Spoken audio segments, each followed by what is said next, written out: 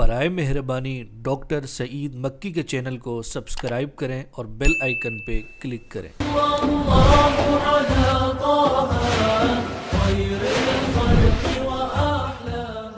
الحمد للہ رب العالمین والصلاة والسلام علی اشرف المرسلین وعلی آلہ وصحبہ اجمعین وبعد۔ اعوذ باللہ من الشیطان الرجیم، بسم اللہ الرحمن الرحیم۔ والمؤمنون والمؤمنات بعضهم اولیاء بعض یأمرون بالمعروف وینہون عن المنکر۔ صدق اللہ العظیم۔ میرے محترمین و مکرمین پیارے سامعین اور محترمات سامعات، اللہ تعالی نے مومنین اور مومنات کو ایمانی رشتے میں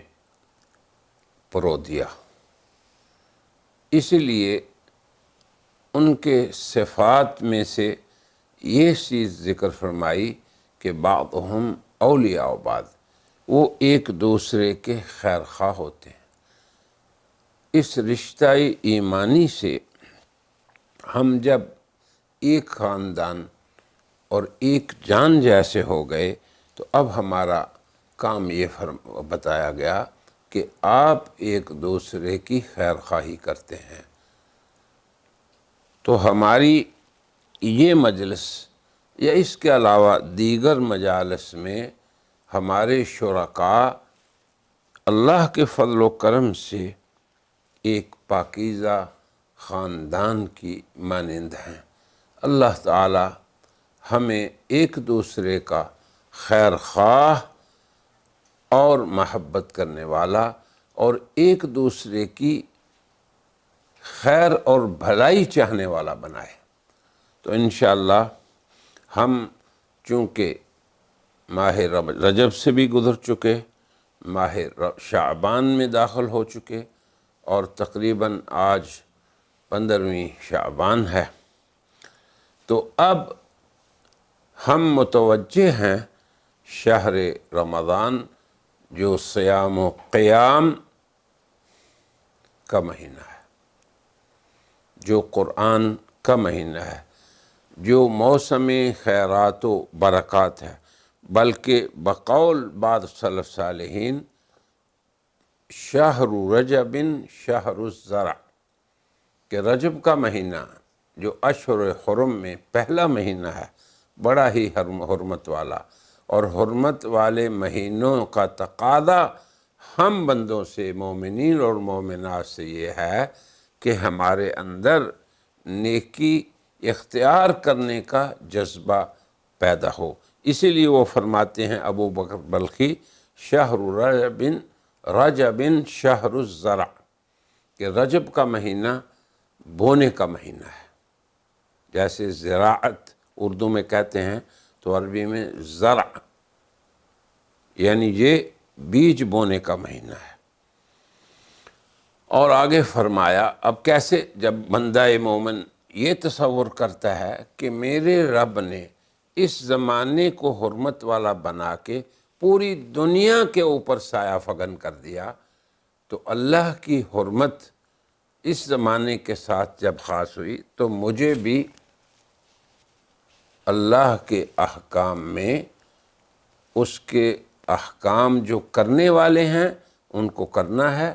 اور جو نہ کرنے والے ہیں ان سے بچنا ہے۔ یہ ہے زمانے کی حرمت کا تقاضا ہم سے۔ تو گویا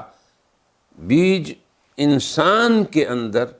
رجب میں بو دیا گیا۔ آگے فرماتے ہیں وَشَهْرُ شَعْبَانَ شَهْرُ سَقْعِ الزَّرْعِ، پھر جب شعبان کا مہینہ آ گیا تو یہ کھیتی کو جو بوئی تھی اس کو پانی لگانے کا مہینہ ہے۔ اب ایمان کا جو بیج بندہ مومن کے دل میں اللہ کی حرمت اور اس کے زمانے کی حرمت کی وجہ سے ایک داعیے کی شکل میں پیدا ہوا، اس کو شہر شعبان نے آ کے پانی دے دیا۔ اب آپ دیکھیں شہر شعبان میں جناب رسول اللہ صلی اللہ علیہ وسلم کا معمول کیا تھا۔ وہ لوگ خواہ مخواہ لفظی بحثوں میں پڑے رہتے ہیں، افراد کا شکار ہوتے ہیں۔ بعض لوگ کہتے ہیں کہ جی کوئی بھی حدیث اس باب میں نہیں ہے، بعض کہتے ہیں کہ بہت سے اعمال اپنی طرف سے بنا لیتے ہیں کہ یہ ہمیں کرنے چاہیے۔ ایسی کوئی بات نہیں، فضیلت سے کسی کو انکار نہیں، اور جناب رسول اللہ صلی اللہ علیہ وسلم اس پورے مہینے میں روزے رکھا کرتے تھے، اور اس کی لیلۃ النصف جسے 15ویں شعبان کی کہتے ہیں، اس کے اندر بھی کوئی مخصوص عمل نہیں، مگر اس کے اندر اللہ کی طرف سے اپنے بندوں کو یہ پکارنا کہ حل من مستغفرن، کہ کوئی مجھ سے بخشش چاہنے والا ہے جو بخش لے لے، کوئی مجھ سے اپنا سوال کرنے والا ہے جو اپنی طلب مجھ سے لے لے۔ تو یہ منادی اور یہ ندا رحمان کی آسمان دنیا پہ اللہ لگاتے ہیں، اور یہ امر ایسا ہے کہ اس کے اندر کوئی خاص عمل کی یہاں شکل نہیں بن رہی، مگر اللہ کی رحمت کا بیان ہے۔ تو کیا ہو گیا مسلمانوں کو کہ بندوں کو اللہ کی طرف اگر وہ توجہ کرنے لگ گئے کسی بہانے سے تو ان کو اعمال سے روکا جاتا ہے۔ انتہائی بدقسمتی کا یہ معاملہ ہے۔ تو ہم یہ کہتے ہیں کہ اس مہینے کے کوئی خاص اعمال نہیں، جیسے رمضان میں سیام روزہ ہوتا ہے، دن کو رات کو قیام ہوتا ہے، ایسا کوئی عمل مسنون نہیں، مگر اللہ کی طرف سے اگر کوئی رحمت آتی ہے تو بندوں کا اس میں کیا دخل ہے؟ کم از کم 17 صحابہ کرام اس روایت کو روایت فرماتے ہیں جس میں یہ ہے کہ اللہ اس رات کو بندوں کی طرف خصوصی توجہ فرماتے ہیں۔ فلاں فلاں کی مغفرت، فلاں فلاں کی مغفرت نہیں ہوتی، اس کا ذکر ہم پہلے کر چکے ہیں، مگر اصولی طور پہ ہم اس چیز کے بارے میں گزارش کریں گے کہ افراط اور تفریط سے کام نہ لیا جائے۔ اگر بندے اللہ کی طرف متوجہ ہوئے ہیں تو ان کو اللہ کی طرف متوجہ ہونا چاہیے، اور ہم اس چیز کے بارے میں صرف زور دیتے ہیں کہ یہ مانگنے والے اوقات ہیں، اللہ کے خصوصی نفحات اور رحمتوں کے یہ مواقع ہیں، اب بندوں کا اس میں کوئی دخل نہیں۔ اگر اللہ تعالیٰ کی ذات آخر اللیل بندوں کی طرف متوجہ ہوتے ہیں تو جو لوگ آخری رات میں اللہ کے سامنے اٹھ کے توبہ و استغفار کرتے ہیں، وَبِالْأَسْحَارِ هُمْ يَسْتَغْفِرُونَ، تو اس میں کسی کو کوئی تکلیف نہیں ہونی چاہیے۔ تو اب میری آج کی مجلس میں گزارش یہ ہے عمومی طور پہ کہ جس طرح اس امت کے سلف صالحین نے اپنی زندگی کی اصلاح کی، امام مالک کا ایک قول ہے ما صلح آخر هذه الامت الا بما صلح به اولها، کہ اس امت کے آخری لوگوں کی بھی اصلاح اسی طرح ہوگی جس طرح اس امت کی پہلوں کی ہوئی۔ تو اب پہلوں کی ان ایام میں کیا عادات تھیں وہ ہم آپ کو ذکر کریں گے ایک مجلس میں۔ دوسری مجلس میں ہم یہ ذکر کریں گے کہ ہمیں کن کن اعمال کو ان ایام میں اختیار کر کے رمضان المبارک کی استعداد بہترین کرنی چاہیے۔ جیسے ایک شخص کسی موسم میں جاتا ہے، کسی منڈی میں جاتا ہے، کسی خصوصی جگہ جاتا ہے، یا ایک بارش کے موسم میں جاتا ہے، تو رسول اللہ صلی اللہ علیہ وسلم نے ایک بڑی عجیب مثال ذکر فرمائی ہے مسلمان امت کی، کہ مسلمانوں کی مثال ایسے ہے کہ ایک جگہ بارش ہو اور نیچے زمین ہو، زرخیز ہوگی، نرم ہوگی، تو وہ پانی کو جذب بھی کر لے گی، اور اس کے بعد پھر نفع پہنچانے کے لیے اس میں کھیتی بھی ہو جائے گی۔ اور دوسری ایک زمین ہے، پتھر ہے، اس کے اوپر غبار ہے، بارش ہوگی وہ غبار بھی لے جائے گی اور پتھر صاف کا صاف رہ جائے گا، نہ خود فائدہ اٹھایا نہ دوسروں کو اٹھانے دیا۔ تو اب ہمیں یہ چاہیے کہ ہم اللہ کے بندوں کو اللہ کی طرف توجہ کرنا سکھائیں، اور رمضان سے پہلے ابھی جب تقریباً 15 دن باقی ہیں، 2 ہفتے باقی ہیں، تو ہمیں استعداد کیسے کرنی چاہیے رمضان سے پہلے رمضان کی، اور اس میں ہمارے سلف صالحین اور اصحاب رسول کا کیا طریقہ تھا، اور وہ کیسے اعمال ہیں جو ہمارے دل کی مٹی کو زرخیز کر دیں، نرم کر دیں، تاکہ فضائل کے ان ایام میں ہم پھر خوب لطف اندوز ہو سکیں۔ اگر ہم نے اپنے قلب کی کیفیت کو نہ بدلا اور اس کو اس قابل نہ بنایا کہ ہم اللہ کی رحمت کو سمیٹ سکیں، تو یہ بڑی بدقسمتی کی بات ہوگی۔ صحابہ کرام کی سیرت دیکھیں کہ حضرت انس رضی اللہ عنہ فرماتے ہیں، کان اصحاب رسول اللہ صلی اللہ علیہ وسلم، کہ نبی پاک صلی اللہ علیہ وسلم کے صحابہ کرام کا کیا عمل تھا، اذا استحل شہر شعبان، کہ جب شعبان کا مہینہ داخل ہو جاتا، ابھی آج ہم 15 شعبان میں ہیں، بعض ملکوں میں 14 ہے، مکہ مکرمہ میں یہاں 15 ہے، تو اب کیا کرتے وہ شعبان کے شروع سے ہی، اب ہم نے اس سے پہلے بتایا کہ رجب میں یہ دعا کرتے کہ اے اللہ ہمیں رجب اور شعبان میں برکت عطا فرما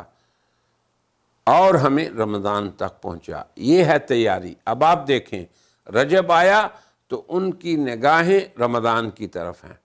پھر شعبان آیا تو کیا کیا، فرماتے ہیں حضرت استحل شہر شعبان اکبوا علی المصاحف، تو پھر وہ شعبان کے داخل ہوتے ہی تلاوت قرآن پاک میں مشغول ہو جاتے، فقرؤوہا، مصاحف سے قرآن کریم کے نسخوں سے اس کی تلاوت کرتے، فقرؤوہا، اور آگے وَأَخَذُوا فِي زَكَاةِ أَمْوَالِهِمْ، اور اپنے اموال کی زکوٰۃ کو جمع کر کے فَقَوُّوا بِهَا الضَّعِيفَ وَالْمِسْكِينَ، تو اپنے معاشرے میں اپنے گرد و پیش میں دیکھتے کہ کون ضعیف ہے، کون مسکین ہے، حتیٰ کہ ہم ان کی مدد کر سکیں کہ رمضان کے روزے کا مہینہ آ رہا ہے اور یہ لوگ بھی، ہمارے مسکین اور ضعیف لوگ روزہ رکھ سکیں۔ اب یہ ہے اللہ کی طرف بندوں کے قلوب کو متوجہ کرنا، اور یہی میری غرض ہے اس مجلس سے اور اس کے بعد والی جو شعبان کی مجالس ہیں ان سے، کہ ہمیں رمضان کی استعداد کے لیے، تیاری کے لیے، اس کی عظمت کی خاطر، اس کی تعظیم کی خاطر اور اس کے استقبال کی خاطر ابھی سے ہمارے دل میں شوق ہو، ہم محبت سے اس کا استقبال کریں، تاکہ ہمارے دلوں کے اندر زرخیزی پیدا ہو جائے، اور جب رحمات کی بارشیں ہوں تو پھر ہم اس کو سمیٹ سکیں۔ یہ میری غرض ہے۔ تو اور صحابہ کرام اور سلف صالحین، اس امت کے پہلے سلف صالحین حضرات صحابہ ہیں۔ حضرت انس رضی اللہ عنہ وہ خود بھی صحابی ہیں، وہ فرما رہے ہیں کہ رسول اللہ کے اصحاب کیا کرتے تھے، جو ہی شعبان داخل ہوا، پہلے ہم نے بتایا کہ رجب میں دعا کرتے کہ اللہ برکت دے دے ہمیں، رجب میں بھی توفیق ہو اعمال صالحہ کی، پھر شعبان میں بھی توفیق دے دے، اور کیا کرتے کہ جو ہی شعبان چڑھتا تو وہ قرآن پاک کی تلاوت میں مشغول ہو جاتے، اسے پڑھتے، پھر اپنے مال و دولت کی طرف متوجہ ہو جاتے کہ اس میں اللہ کا اور مساکین و محتاجوں کا جو حق ہے، جسے زکوٰۃ کہا جاتا ہے، اس کو اکٹھا کر کے اپنے ضعفاء اور مساکین کی نصرت کرتے کہ وہ سہولت سے شہر رمضان گزار سکیں۔ میرے پیارے بھائیوں اور بہنوں، یہ ہے کہ ہم ابھی سے رمضان کی طرف متوجہ ہوں، استعداد کریں، اس کی تیاری کریں اور استقبال کریں، یہ ہے اس کا استقبال۔ آگے فرمایا وَدَعَ الْمُسْلِمُونَ مَمْلُوكِيهِمْ فَحَتُّوا عَنْهُمْ ضَرَائِبَ شَهْرِ رمضان، یہ بھی مسئلہ سمجھے کہ اس معاشرے میں چونکہ کچھ لوگ غلام ہوتے تھے، اور غلام کیا کرتے تھے، وہ جو جتنا وہ کام کرتے اس کا کچھ حصہ وہ اپنے مالک کو بطور اجرت کے عطا کرتے۔ تو جو حضرات ان غلاموں کے مالک ہوتے وہ کیا کرتے؟ حتو عنہم ضرائب شہر رمضان، تو شہر رمضان میں جو ان کا حصہ ان غلاموں کی کمائی میں ہوتا وہ اسے معاف کر دیتے۔ اب دیکھو یہ ہے سوسائٹی میں اور معاشرے میں ان مہینوں میں وہ خدمات کے کام جو اللہ کی طرف ہمیں متوجہ کریں گے اور اللہ کی مخلوق کو ہم سے فائدہ پہنچے گا۔ آگے چلیں، اب جیسے ہمارے معاشرے میں لوگ کارخانہ دار ہوتے ہیں، تجارتوں والے ہوتے ہیں، دکانوں والے ہوتے ہیں، تو ان کے پاس لوگ کام کرتے ہیں، تو اب وہ ان پہ بھی بہرحال صدقہ و خیرات کریں تاکہ ان کو طاقت مل سکے کہ اس ماہ مبارک میں وہ روزہ رکھ سکیں۔ اور آگے فرمایا وَدَعَتِ الْوُلَاةُ، اس زمانے میں جو اولیاء الامور تھے، گورنرز تھے، جو حاکم تھے، حکام تھے شہروں کے، وہ اہل سجون سے مراد جو جیلرز ہوتے ہیں، جیلرز کو بلاتے اور پوچھتے کہ بتاؤ تمہاری جیلوں میں کوئی ایسے لوگ ہیں جن پہ اللہ کی حد قائم ہونی ہے؟ تو وہ کہتے جی فلاں فلاں، تو فرماتے ان پہ حد کو قائم کر دو اور اس کے بعد خلوا سبیلہم، ان کا راستہ چھوڑ دو، انہیں آزادی دے دو۔ اب یہ دیکھیں، یہ ہے استقبال رمضان۔ ابھی سے ہم اللہ کی طرف، جیسے اللہ کی رحمت شعبان میں ہماری طرف متوجہ ہوئی، رجب میں ہوئی، تو ہم بھی اللہ کی طرف متوجہ کر دیں اور اپنی عملی زندگی میں فرق آ جائے، ہمارا پتہ چلے کہ رمضان آ رہا ہے، اور ہمارا حسن سلوک جو اپنے ملازموں سے ہو، اپنے غلاموں سے ہو، اپنے متحدوں سے ہو، اور یہ ہے جسے ہم کہتے ہیں کہ یہ ہے پیشگی تیاری رمضان کے استقبال کی۔ پھر آگے فرماتے ہیں ابو بکر بلخی، یہ صحابہ کرام کی زندگی کا میں نے قصہ بتایا۔ یہ میں کیوں کہہ رہا ہوں کہ ہم مسلمان جو اس دور میں ہیں، ہماری اصلاح اسی طرح ہوگی جیسے ہمارے سلف صالحین کی ہوئی، اور ہمارے سب سے پہلے سلف صالحین حضرات صحابہ کرام ہیں۔ آگے پھر فرماتے ہیں کہ شہر رجب یہ کھیتی کا مہینہ ہے، شہر شعبان پانی دینے کا مہینہ ہے، اور شہر رمضان کٹائی کا مہینہ ہے۔ تو جس شخص نے کچھ بویا ہی نہیں، پانی ہی نہیں لگایا، تو کیا کاٹے گا؟ تو مقصد صرف یہ ہے کہ ہم جب اچھی تیاری کریں گے، اچھا استقبال کریں گے، نفسی طور پہ، اندرونی طور پہ، عملی طور پہ، مالی طور پہ، جب ہم رمضان المبارک کے لیے یوں تیاری کریں گے تو اللہ تعالیٰ پھر ہمیں پورا بدلہ دیں گے، اور یہ شہر کریم ہمارے لیے سعادت کا مہینہ بنے گا۔ مگر استعداد اور تیاری ابھی سے شروع کرنی ہے۔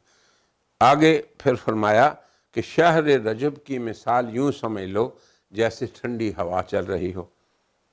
اور شہر شعبان کی مثال ایسے سمجھ لو جیسے ہوائیں بادلوں کو لاتی ہیں، غیم مثل الغیم، بادل جو ہوتے ہیں، بدلیاں جو ہوتی ہیں۔ اور آگے فرمایا وَمِثْلُ رَمَضَانَ مِثْلُ الْمَطَرِ، اور رمضان کا مہینہ بارش کی مانند ہے۔ اب میرے حضرات کرام سامعین و سامعات، میری ان گزارشات کو توجہ سے سنیں اور اپنے دلوں کو اللہ کی طرف متوجہ کریں ان اعمال کے ذریعے سے جن کو میں نے پیش کیا ہے حضرات صحابہ سے۔ اور آگے پھر فرماتے ہیں وَمَثَلُ وَمَن لَّمْ يَزْرَعْ، جب کسی نے کچھ بویا ہی نہیں، وَيَغْرِسْ فی رجب میں، وَلَمْ يَسْقِ فی شعبان میں پانی ہی نہیں دیا، فَكَيْفَ يُرِيدُ أَن يَحْصُدَ فی رمضان، تو پھر کیسے وہ کھیتی کو کاٹے گا؟ یعنی مقصد صرف یہ ہے کہ جس طرح اس امت کے سلف صالحین رمضان المبارک کے لیے خوب تیاری کرتے تھے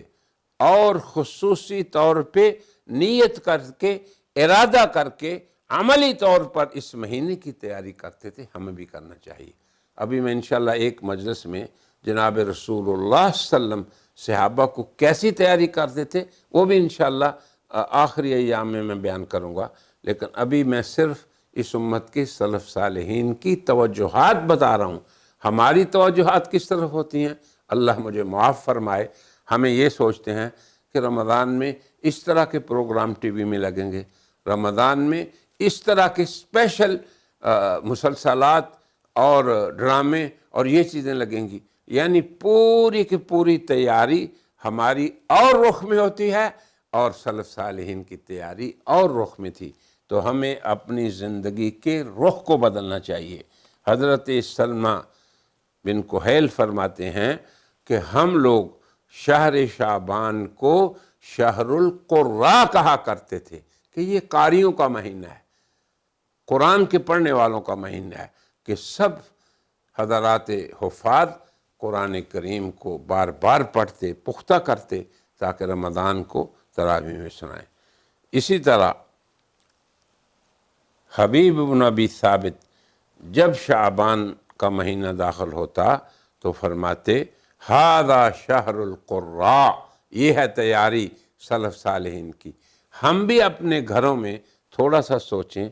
کہ ہم میں سے کتنے ہیں جو اپنے دن کا آغاز فجر کی نماز کے بعد قرآن کریم کی تلاوت سے کرتے ہیں۔ فرمایا کہ شعبان کا مہینہ جب داخل ہوتا تو وہ فرماتے یہ قراء کا مہینہ ہے۔ عمرو بن قیس فلانی فرماتے ہیں، ان کے بارے میں آتا ہے کہ اذا دخل شعبان اغلق حانوتہ وتفرغ لقراءۃ القرآن، تو پھر قرآن کی تلاوت کے لیے وہ فارغ کر دے۔ تو میرے پیارے بھائیوں اور بہنوں اور بیٹوں اور بیٹیوں، میں آپ سے مؤدبانہ گزارش کرتا ہوں، اے مومنین اور مومنات، آپ سب کی خدمت میں یہ گزارش کرتا ہوں کہ اپنے آپ کو